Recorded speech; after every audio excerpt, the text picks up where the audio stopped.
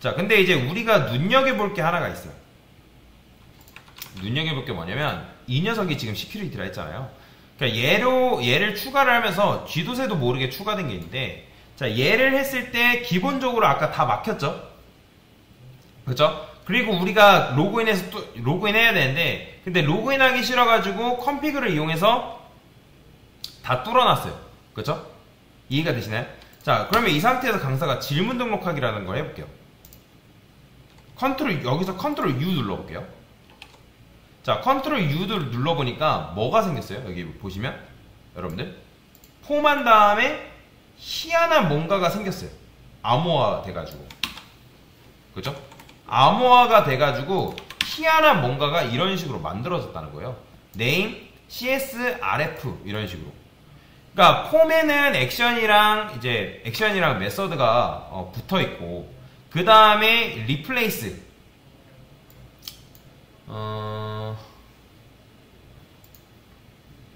어딨나? 그냥 일단 폼에는 이 정도만 붙어 있죠. 그러니까 여튼 우리가 이 name 한 다음에 value를 쓴 적 있다 없다? 없죠. 그쵸? 없잖아요. 여기 보면 여기 어딨어? create인가? 자, 뭐라고 썼죠? 폼 말고 폼이었나? 질문 등록. 자, 여기죠, 요거. 자, 여기 보면 폼은 있지만 여기 지금 액션과 뭐 그 다음에 메서드 요 정도 있죠. 그다음에 리플레이스 해가지고 지금 폼까지 했죠. 폼 처리까지. 근데 여기에 뭐 네임이라든지 그런 게 있어요, 없어요? 없죠. 그죠? 없잖아요. 네임이라든지 뭐 밸류라든지 그런 것들이 없잖아요. 근데 여기 보시면 CSRF 뭐 이런 식으로 추가가 됐어요. 자, 얘는 뭐냐면 CSRF 토큰이라는 게 있습니다. 보안과 관련된 건데, 책 보면 참고로 여러분들 설명 다 나와 있습니다. 자, 일단 시큐리티를 활성화시키면 나오는 게 있어요.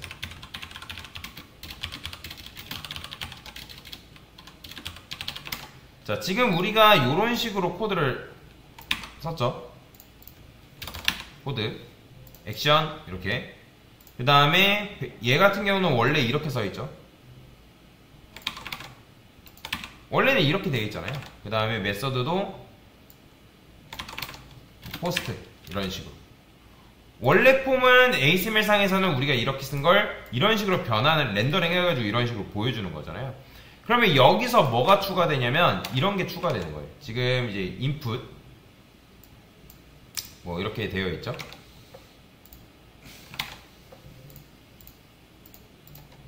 자, 컨트롤 U 눌러서, 자, input이라는 게 갑자기 추가됐어요. 보이죠? 요게 추가가 된 거다. 요게. 자, 시큐리티를 이제 활성화 시켰을 때 여러분들이 요게 추가가 된다는 거예요. 자, 여기 보면 이제 요런 CSRF라는 게 있죠.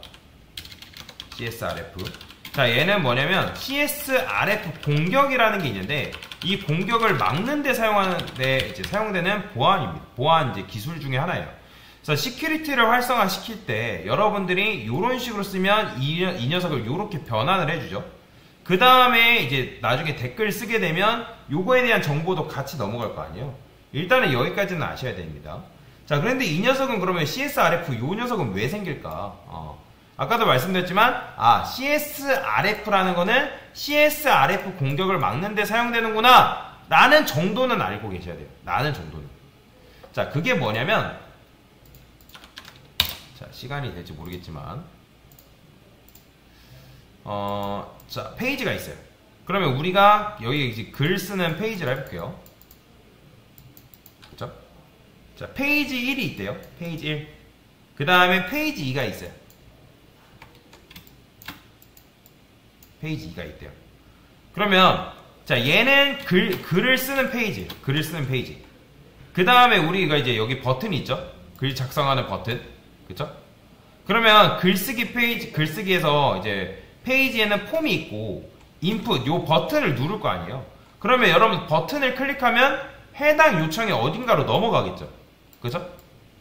해당 요청이 넘어갈 거 아니에요. 그쵸?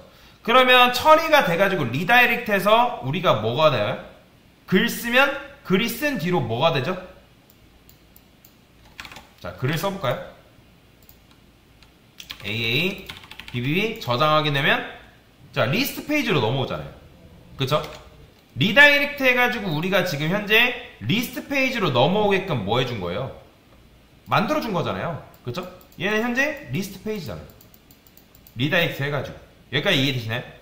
그러면 이게 지금 자연스러운 현상이란 말이에요.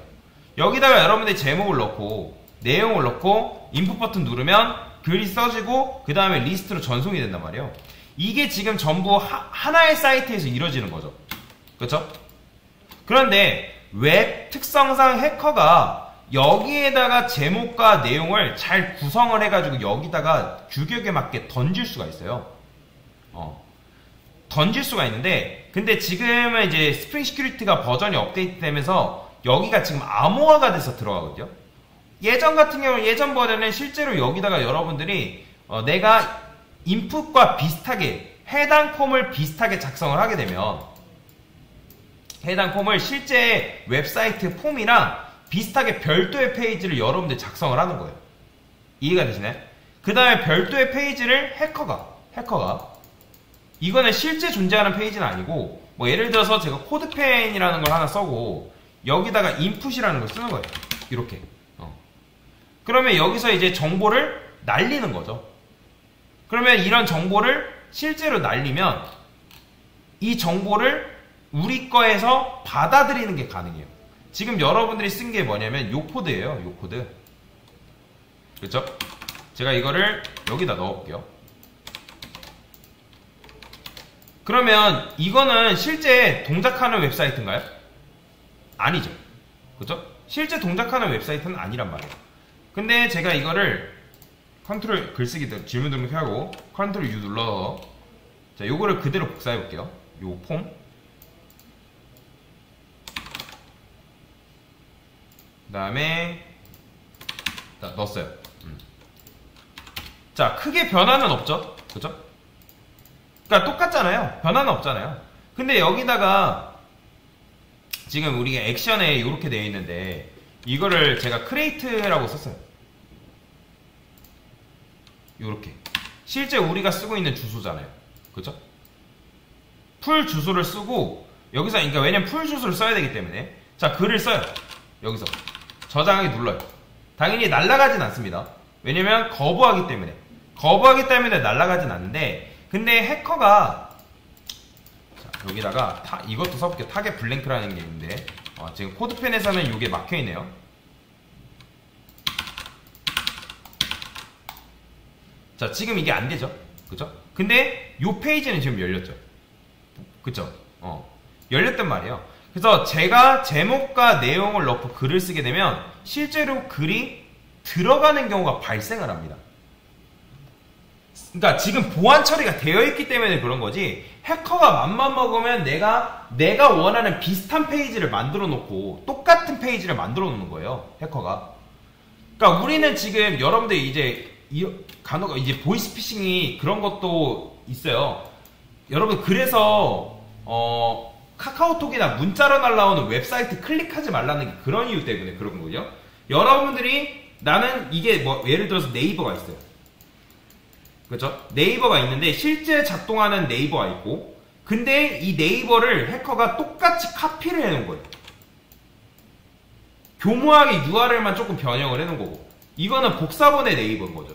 근데 여기다가 뭔가 폼이 주어졌단 말이에요. 실제로 네이버 웹사이트에서도 폼이 있대요. 그러면 그 폼에 맞는 양식에 맞게 우리가 기록을 하는 게 있는데 요걸 그대로 똑같이 여기에도 구현을 해놓은 거예요.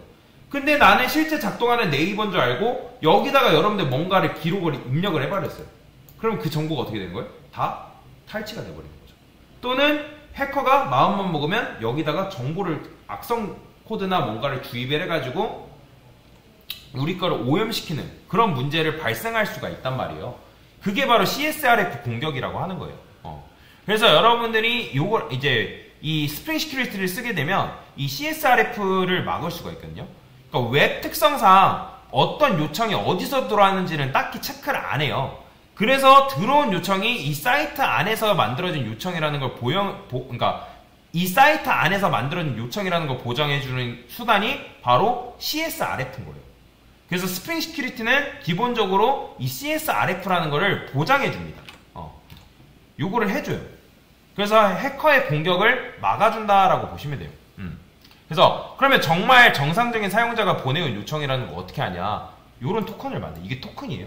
요런 암호화된 토큰을 만듭니다. 요거는 계속 변합니다. 참고로. 그래서 이 토큰이 유효한지는 우리는 몰라도 돼요. 스프링 시큐리티가 알아서 해주기 때문에. 그렇기 때문에 얘가 자동적으로 만들어지는 거 우리가 신경 쓰지 않아도 되는데 내부적으로 이런 체크를 해준다. 이런 공격을 막아준다. 왜냐면 악의적인 사용자가 이런 식으로 만들어 놓고 자바스크립트를 통해서 이런 해당 요청을 1초에 500번 날린다 생각해봐요. 그럼 어떻게 돼요? 그걸 할 때마다 접속되는 거예요. 뭐 광고성 글이라든지 디도스라든지 불법 광고 로봇이라든지 아니면 여러분들 데이터를 탈취해 간다든지 그런 것들이 가능해진다는 거죠. 근데 웹브라우저라는 건 로봇이 있거든요. 로봇. 웹사이트마다 작동되는 로봇이 있어요. 그러면 그 로봇이 해당 폼에 뭐가 들어있는지 그런 것들 학습을 해요. 근데 관리가 안 되는 홈페이지들이 있어요. 악성 해커들이 만들어 놓은. 그런데 그런 거 들어가면 게시물에 이상한 글들이 올라온단 말이에요. 그거는 사람이 쓴 게 아니라 기계가 쓴 거거든요. 그래서 CSRF가 안 되어 있으면 외부에서 데이터를 쏠 수가 있는 거예요. 그런 식으로.